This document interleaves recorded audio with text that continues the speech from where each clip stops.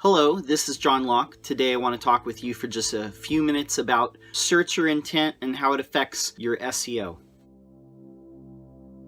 One of the things that we look at whenever we're analyzing a website and trying to figure out how to make them rank higher is looking at the searcher intent for the keywords. Searcher intent, the way that we look at it is, if a person is typing in this search phrase into Google, what exactly are they trying to find, or what problem are they trying to solve, or what action are they trying to take? A good way to determine searcher intent around a keyword or a search phrase is to simply look at what Google is ranking on page 1 for that search term.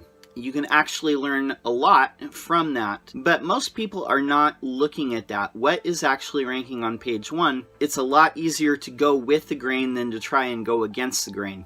Here's a little bit more of what I'm talking about. We recently had a client that came to us with a bunch of different search terms and that we were looking at. Without revealing too much here, they sell services around a specific type of tool, and they wanted to rank for a couple of search terms related to that tool. What I did was look at what was ranking on page 1 for those specific search terms. Everything that was ranking on page 1 for these specific terms were comparisons or reviews comparing that tool to other tools, or giving a breakdown of the pros and cons of the different types of tools in that category. And their reaction was, we have relationships with all these other tool makers that are in that category, so we can't necessarily make that type of content.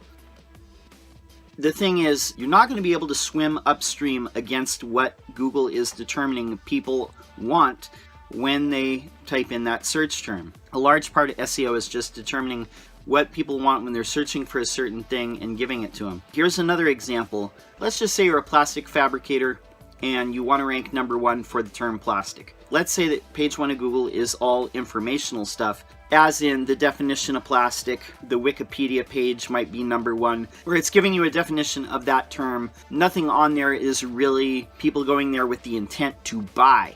So that is an example of, if you want to rank for certain terms are going to be informational, and other ones are going to have the intention to buy, and then other ones are going to have maybe a research phase. People are researching different options for that product or category. So that's what I say, you can't swim upstream, you have to give the people what they want. So here's the last example. We had a client, they sell an industrial product, and their front page, it didn't have any of the actual products on there, it just had information about the company. But what I noticed is all the search terms that are about their industrial product, they were all like product pages. They were either a single product or they were a collection of products in that category. So what we did is we changed our homepage to where it is a collection of those products now.